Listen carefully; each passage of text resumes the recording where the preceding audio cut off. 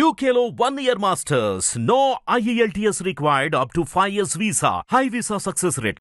శంషాబాద్ పరిధిలో నిన్న మధ్యాహ్నం మాత్రం దారుణమైన సంఘటన చోటు చేసుకుంది. ఇక్కడ నిన్న మధ్యాహ్నం నుంచి ఇక్కడ తండ్రి కొడుకులకైతే చాలా చాలా భారీ ఎత్తున కూడా గొడవ జరగడం జరిగింది. మరి ఒక తండ్రి కొడుకును హత్య చేయడం జరిగింది. ఇక్కడైతే ఆ హత్య జరిగిన ప్లేస్ కూడా ఇదే అని కూడా చెప్పుకోవచ్చు. వాళ్ళ ఇల్లు కూడా ఇదే. అదే కాకుండా తండ్రి కొడుకుని ఎందుకు చంపాల్సి వచ్చింది అనే కోణంలో కూడా చాలామంది ఆలోచించడం కూడా జరుగుతుంది. కానీ కొడుకు ఇప్పుడు దాదాపు 30 సంవత్సరాల కొడుకు తను. ఈ తండ్రికి మాత్రము 3 కొడుకులు. ఇందులో రెండో కొడుకు శివ, చనిపోయిన కొడుకు శివ. ఎందుకంటే తను ఇన్ని రోజులుగా కూడా తను ఇంకా పెళ్ళి అవ్వలేదు తనకి. కానీ తను తాగుడుకు బానిస అయ్యి పెళ్లి చేసుకోకుండా తల్లిదండ్రులను, వాళ్ళు వృద్ధాప్యంలో ఉన్న తల్లిదండ్రులను రోజు తాగుడికి డబ్బులు కావాలని చెప్పి కూడా వాళ్ళను వేధించడం కూడా జరుగుతుంది. దాదాపు కొన్ని సంవత్సరాలుగా ఇది కంటిన్యూ అవుతూనే ఉంది. వీళ్ళ ఇంట్లో కూడా చాలా రోజులుగా కూడా గొడవ జరుగుతూనే ఉంది.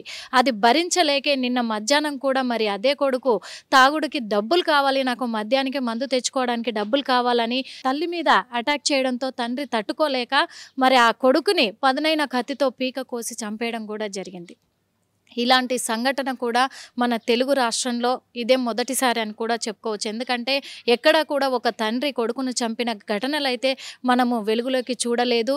ఎక్కడైనా తల్లిదండ్రుల్ని వృద్ధాప్యంలోకి వచ్చినాక కొడుకులు కోడన్లు వేధించడమే చూసాము. కానీ ఇప్పుడు సహనము వీడిపోయి తండ్రి భరించలేక కొడుకు పైన మరి ఎంత తన ఓర్పును ఎంత ఓపిక పట్టి కూడా ఇన్ని రోజులు వాళ్ళు సహించి భరించలేకే మరి కొడుకు మీద తండ్రి ఈ అఘాయిత్యానికి పాల్పడడం జరిగింది అని కూడా ఇక్కడున్న చుట్టుపక్కల వాసులు కూడా చెప్తున్నారు. అదే కాకుండా ఆ తండ్రి కూడా పోలీస్ స్టేషన్కి వెళ్ళి లొంగిపోవడం జరిగింది. నేనే నేరం చేశాను, నా కొడుకుని చంపేశాను, ఎందుకంటే కొన్ని సంవత్సరాలుగా కూడా నా మీద నా భార్య మీద తాగుడుకు బానిసై అఘాయిత్యానికి పాల్పడుతున్నాడు, మమ్మల్ని చిత్రహింసలకు గురి చేస్తున్నాడు, కాబట్టే తట్టుకోలేక నేను ఈ పనికి కూడా వడిగట్టాల్సి వచ్చిందని తండ్రి కూడా ఒప్పుకోవడం కూడా జరిగింది. మరి పోలీసుల ముందు లొంగిపోవడం కూడా జరిగింది. అదే ఈ ఇల్లు, వీళ్ళు ఉండేది కూడా ఇక్కడే.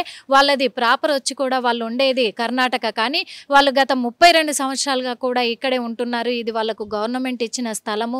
ఈ గవర్నమెంట్ ఇచ్చిన స్థలంలోనే వాళ్ళు ఇల్లు కట్టుకొని ఇక్కడే నివసిస్తున్నారు. మరి ఈ 3 కొడుకుల్ని కూడా తల్లిదండ్రులు ఎంతో ప్రేమతోటి కూడా పెంచుకోవడం జరిగింది. అలాంటిది ఈ కొడుకు, రెండో కొడుకు మరి తాగుడుకు బానిసై కూడా మద్యానికి బానిసయ్యి తను అసలు బాధ్యత లేకుండా బాధ్యత రహితంగా తను ప్రవర్తించడంతో కూడా సహనాన్ని వీడి ఓర్పు నశించిపోయి మరి తండ్రి అయితే కొడుకు మీద అటాక్ చేయడం జరిగింది. మరి తనే ఒప్పుకోవడం కూడా జరిగింది. వాళ్ళు ఇప్పుడు పిఎస్ దగ్గర ఉన్నారు. ఇక్కడికైతే ఇంకా డెడ్ బాడీ రాలేదు. ఉస్మానియాకి అయితే తరలించారు పోస్ట్ మార్టం నిమిత్తం. ఉస్మానియాలో శివ డెడ్ బాడీ అక్కడ ఉంచడం కూడా జరిగింది. తండ్రి మాత్రం పోలీస్ స్టేషన్ దగ్గర అక్కడ పోలీసుల ముందు లొంగిపోవడం జరిగింది. మరి మనము ఇక్కడ నుంచి అక్కడికి పోలీస్ స్టేషన్కి వెళ్ళి మరి అక్కడ వీళ్ళ బంధువులు ఎవరైతే ఉన్నారు, ఎందుకంటే ప్రస్తుతం ఇక్కడ ఎవరూ లేరు, ఇంటికి తాళం కూడా ఉంది. మరి పోలీసులు వచ్చి ఇక్కడ తాళం వేయడం కూడా జరిగింది. అందుకు మరి అక్కడ ఎవరైనా కుటుంబ సభ్యులు ఉంటే వాళ్ళతో మాట్లాడించే ప్రయత్నం కూడా మనం చేద్దాము. అక్కడికి వెళ్దాం పదండి.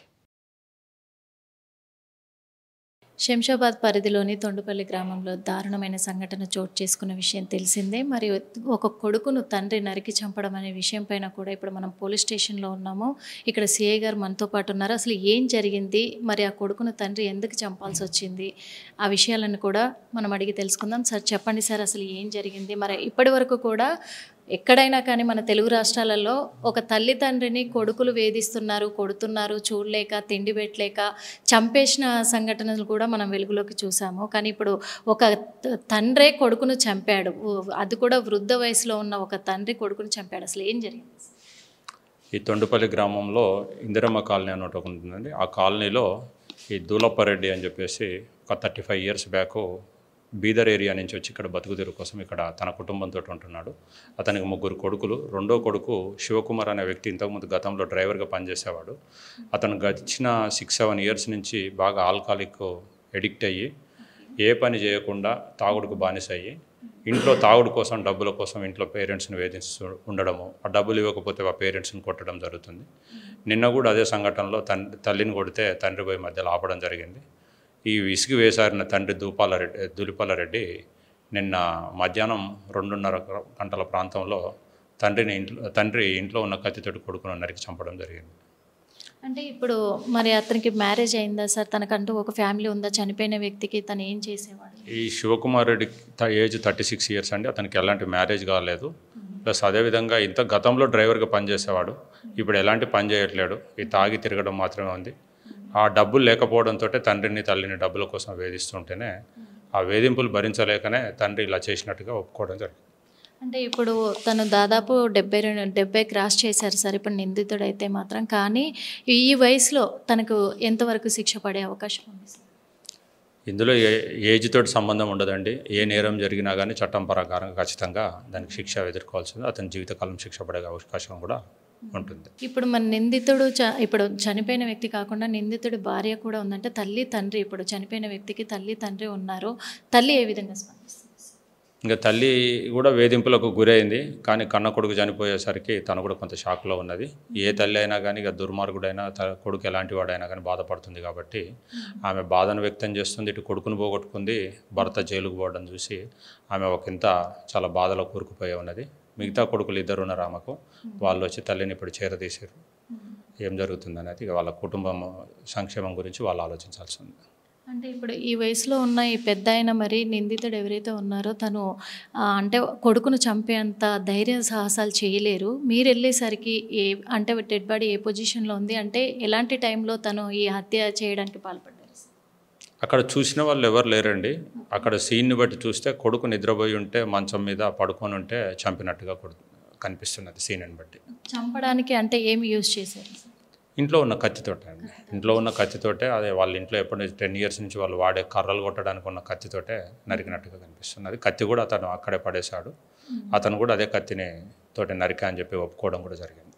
అంటే ఇప్పుడు మనం సమాజంలో చూసుకున్నట్లయితే చాలా వరకు కూడా కొడుకులు తల్లిదండ్రులు వృద్ధాప్యంలోకి వచ్చినాక చూడలేని పరిస్థితుల్లో వాళ్ళని ఇంట్లో నుంచి బయటికి గెంటేయడమా, లేకపోతే వాళ్ళని చంపడమా, వాళ్ళని కొట్టడమా, తిట్టడమా ఇలా చేస్తున్న ఇప్పుడు ప్రస్తుత పరిస్థితుల్లో ఒక కొడుకును కొడుకు వేధింపులను సహించలేక వృద్ధాప్యంలో మరి ఒక తండ్రి చేసిన హత్య ఇది. అంటే ఆ టైంలో కొడుకు కొడుతున్నాడు కాబట్టి ప్రాణరక్షణకి అనుకుంటారా? దీన్ని మీరు ఎలా చూస్తారు?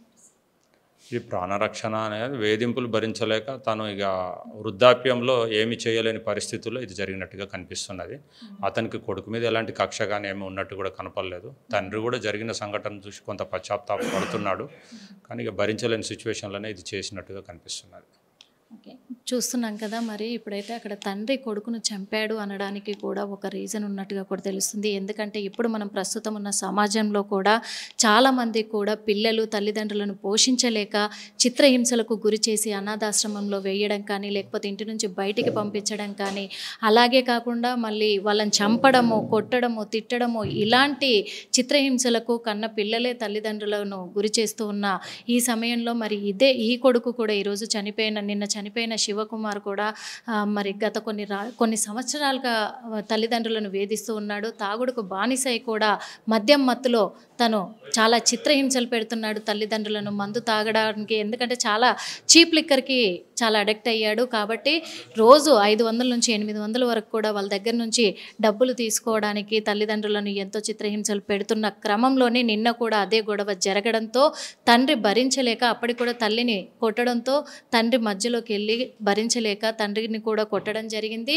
కొట్టి తను మళ్ళీ మందు తాగేసి వచ్చి పడుకున్న క్రమంలోనే మరి తండ్రి ఆ చిత్రహింసలు భరించలేక ప్రాణరక్షణ కోసమే ఈ హత్య చేసినట్టుగా తెలుస్తుంది. అదేవిధంగా తనను చంపడానికి కూడా ఇంట్లో ఉన్న కత్తితోనే భరించలేక తండ్రి చంపేయడం కూడా జరిగింది. ఇప్పుడు దాదాపు 70 సంవత్సరాలు క్రాస్ చేసిన ఈ వృద్ధాప్యంలో ఉన్న నిందితుడికి మాత్రము, ఎందుకంటే ఒక తండ్రిగా తన కొడుకును చంపుకోవాలని ఏ తండ్రి అనుకోడు. కానీ అలాంటి సిచ్యువేషన్ వచ్చింది కాబట్టి తన మీద క్షమాభిక్షతో కూడా చాలా తక్కువ శిక్ష పడే అవకాశం ఉంది. ప్రస్తుతం అయితే మేము అరెస్ట్ చేయడం జరిగింది. డెడ్ బాడీని మాత్రం పోస్ట్మార్టం పంపించడం జరిగింది. ఈ కేసు పైన మరి మేము దర్యాప్తు కొనసాగిస్తున్నామని చెప్పేసి సిఐ గారు కూడా ఇక్కడ చెప్పడం జరిగింది. హిట్ టీవీ యాప్ ని డౌన్లోడ్ చేసుకోండి. ఇందులో short news, live news, entertainment movies అన్ని అవైలబుల్ గా ఉన్నాయి. Please download hit TV app. Hit TV app ని ఫ్రీగా డౌన్లోడ్ చేసుకోండి.